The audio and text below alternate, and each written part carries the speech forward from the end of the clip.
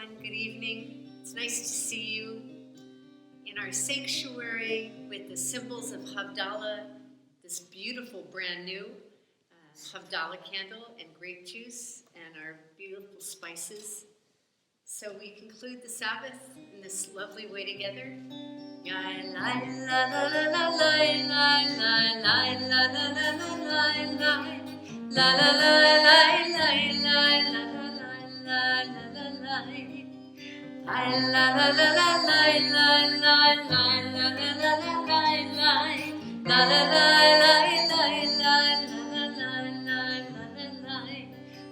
Baruch atah Adonai Eloheinu melech haolam borei pari hagafen borei pari hagafen l'chaim. La la la la la la la la la la la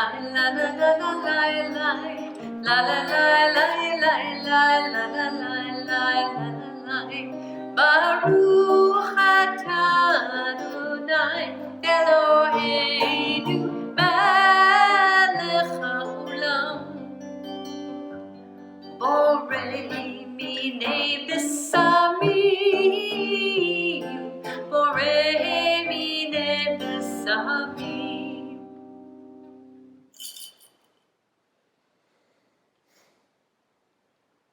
Remember that on the Sabbath we're blessed with an extra awareness, and that extra awareness departs at Havdalah, and these beautiful smells of clove and cinnamon is what keeps us willing to be here, even though that extra awareness leaves. Baruch atah Adonai Eloheinu melech haolam borei meorei ha'esh borei meorei ha'esh. We capture the light in our fingernails as a way of holding on to the sweetness of Shabbat.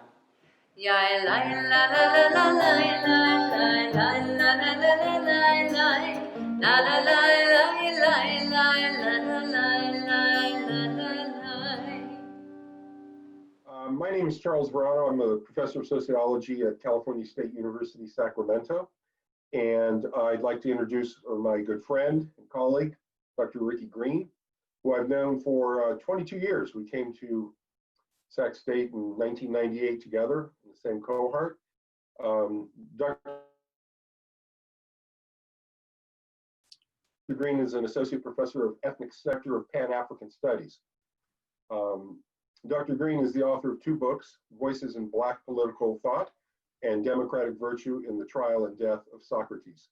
He's also written many articles and a series of book reviews as well. So I am very, very pleased to introduce Dr. Green to you and get his thoughts on events that have been really transforming the United States, hopefully, but have also been evident throughout the world as we speak. And Dr. Green's perspective on this, I think, will maybe help us see things in a different light, hopefully in a positive light, hopefully in a way that maybe we can move forward in a productive and transformative way. What's going on now is it's different than other social unrest during the history of the United States, but in another way, I don't think it's different. The difference I think is COVID-19 and social distancing things that are going on.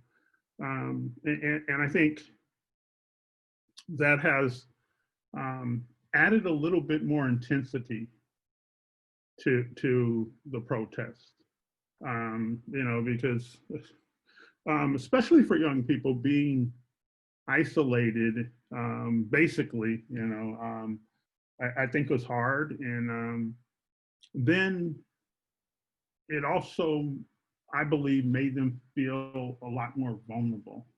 That's an insight I haven't heard this notion of vulnerability that contributes in some ways to the fear, and fear and anger are pretty close emotions sometimes.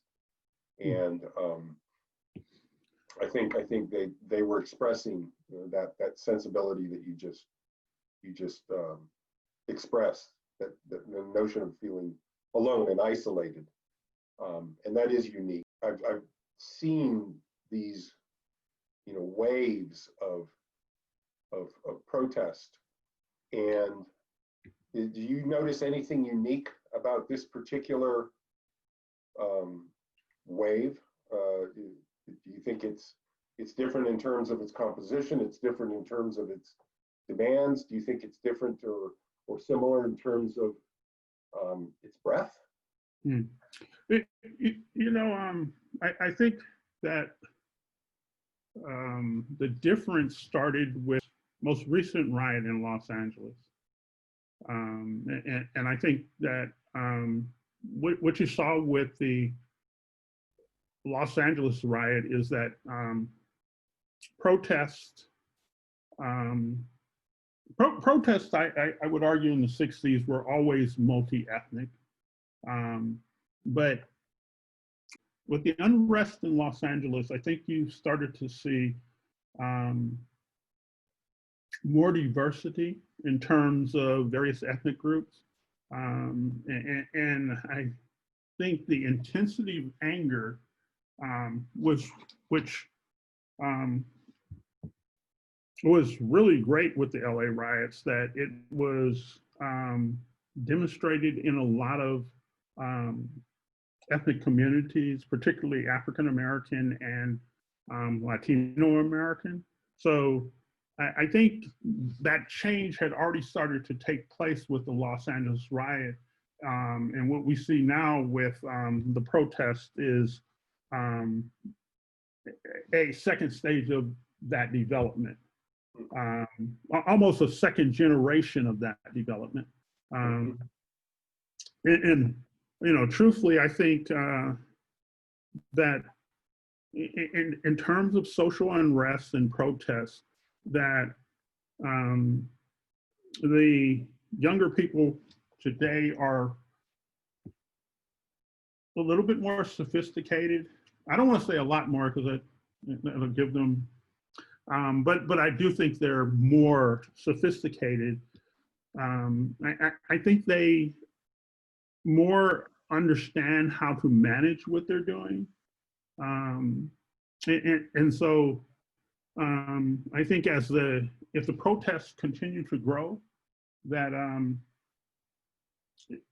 they are going to turn that protest more into concrete demands than what was going on in the 60s and even with the Los Angeles riot.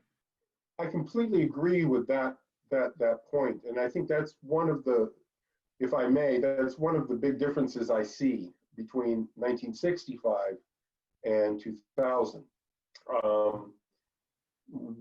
This protest and social unrest, it builds upon, I would say, almost 50 years of growing inequality. And that inequality has afflicted the Latinx population and the Black population disproportionately. And if you throw into that the 2008 depression and the housing burst, that most affected the working class and the ethnic working class in the United States. So that's a complete difference, a historical difference from the 1960s, where you had at least the Great Society work. We don't have that now. Mm-hmm. So I think that's a very, it's another way of looking at this that integrates the economic factor in with the racial and ethnic factors. Actually, I think the other way around is that it's hard to take those factors apart. I know it's done a lot in the American mind that economics is different than race, but when you look at the way race and economics have developed in the United States historically. That's to do that really is really doesn't give an accurate context to the historical picture in the United States. In 1965, when you look at Watts, California, it was 90% African American. At the time of the last LA riots, 1992, I believe. But when you look at Watts during that period, what you see is that the population of African Americans and Latinos was almost evenly distributed in Watts at that time. And what they were calling South Central LA and had basically changed during that period from 1965 to 1992 to be a mixture of African American, Latinx, and South Pacific Asian. So it was a true multicultural event. The poverty had spread out more to various groups. When you look at what was called Watts now, it is predominantly Latino. What was occurring is, in part, a population that now is sort of being brought in under the desk, paid under the desk, and it provides the new disposable labor, in part in the West. And at the same time, that other population now, prisons are being built, and that's where most of that disposable labor is going. And to me, that's what's been building over that period. The problem is that the people who saw it being built, they were getting older and they were getting more comfortable because they were becoming middle class. So part of that African American and Latino population was becoming middle class, and at the same time, the other part of the populations were becoming more and more impoverished. And young people who are part of that didn't have the historical knowledge to make specific arguments about it. In other words, it was so anomalous to them because it was much more sophisticated than the previous oppression that their parents faced. Now they seem to be understanding it much better also. In other words, they know what's going on. And it's getting harder for what's going on to be blamed on them. And so you're getting a whole lot more anger coming out because they understand and they feel how sophisticated the oppression is, and that no one's taking the blame for it. The Democrats don't want to take the blame for it. The Republicans don't want to take the blame for it. It's sort of like, okay, so, I know I didn't do this to myself. And I think that's the more intense anger that you're seeing. And I think you're right. There is a fine line between anger and fear, especially in young people. And I think with young people, the reaction is for fear to quickly turn into anger, because young people aren't going to be passive. We've learned to be passive and patient as we get older. But young people, they're not going to wait for that. And that anger comes out. I really appreciate your time. I appreciate your insight. I've always appreciated that ever since I first met you 22 years ago. I thank you for joining me and addressing these issues, and hopefully the better angels of our nature will shine through as we move forward. Okay. Well, yeah, thanks for having me. You've made me think a lot about things that I have been watching, and it also helped me deal with some of the anxiety I have about it. So I'm glad to be on.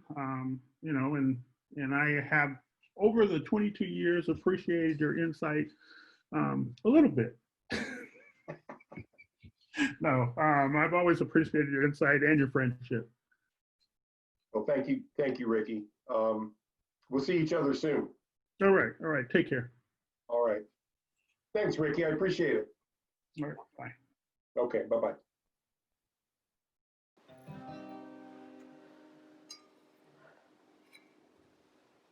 המבדיל בין קודש לחול, חטאותינו הוא ימחול, זרענו וכספנו ירבה כחול, והכוכבים בלילה. שבוע טוב, שבוע טוב, שבוע טוב, שבוע טוב, שבוע טוב, שבוע טוב, שבוע טוב, שבוע טוב. A good week, a week of peace, may gladness reign and joy increase. A good week, a week of peace, may gladness reign and joy increase. Eliyahu Hanavi, Eliyahu Hatishbi, Eliyahu, Eliyahu, Eliyahu Hagiladi, Bimera Beyamenu, Yahweh Aleinu, Imashiach ben David, Imashiach ben David, Miriam Hanivya, Oz Zimra Beyada, Miriam Tirkoditanu, Litagahelet Ha'olam, Miriam Tirkoditanu, Litagahelet Ha'olam. So we invited Elijah the prophet, who brings peace, and Miriam the prophetess, who brings joy and a timbrel and dancing. Everybody loves Saturday night. Everybody loves Saturday night. Everybody, everybody, everybody, everybody, everybody loves Saturday night. Kol ha'olam ohev motzei Shabbat. Kol ha'olam ohev motzei Shabbat. Kol ha'olam, kol ha'olam, kol ha'olam, kol ha'olam, kol ha'olam ohev motzei Shabbat. Have a great week, everybody. Shavua Tov.